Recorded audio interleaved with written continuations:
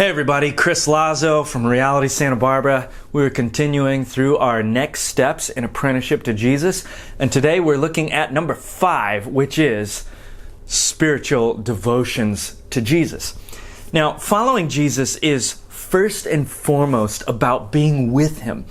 Nowhere do we see this more powerfully than in Mark chapter 3, verse 14, when Jesus calls His disciples. It says, "And He appointed 12, whom He also named apostles, so that they might be with Him, and then He might send them out." Notice that He first calls these disciples to be with Him before He sends them out. That is primary. In John chapter 15, verse 4 through 5, He says, "Abide in me and I in you, as the branch cannot bear fruit by itself unless it abides in the vine, neither can you unless you abide in me. For apart from me, you can do nothing."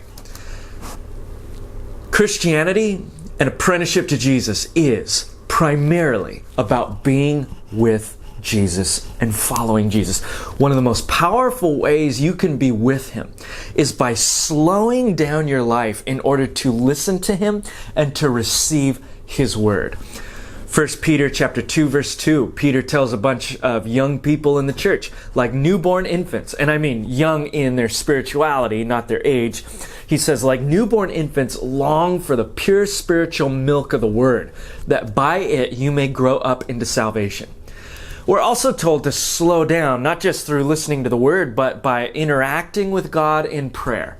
And you see this all over the Bible. You see it in the prophet Daniel, who used to slow down and stop 3 times a day to pray. You see it in King David in Psalm 119, who slowed down 7 times throughout the day to pray.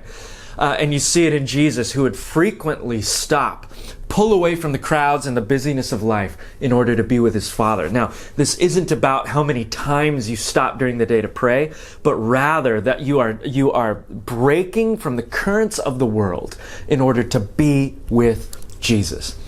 Now, if you want to start doing this, or even just try it out, I would suggest getting into the Scriptures regularly. Come up with a schedule.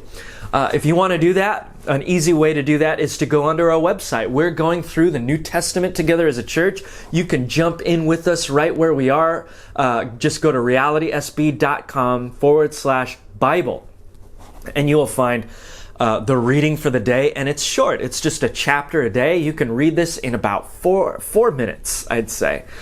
And just get into the habit of being with Jesus through His Word. Now, there will also be at the bottom of that page a link giving you resources to meditate on the Word. And we have that available to you because we're not merely after information, but transformation. And we get transformation because of our interaction with the Spirit of God in His Word. And the key here is to read slow. We're not trying to read fast or read as much as we possibly can, but to read slow and to read deep so that the Spirit of God can interact with our souls as we interact with His Word. You can find resources for all of that on our website.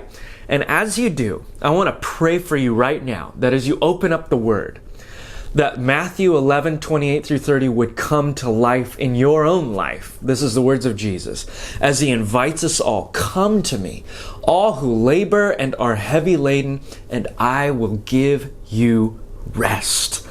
May you experience rest for your souls as you listen to the voice of God through His Word.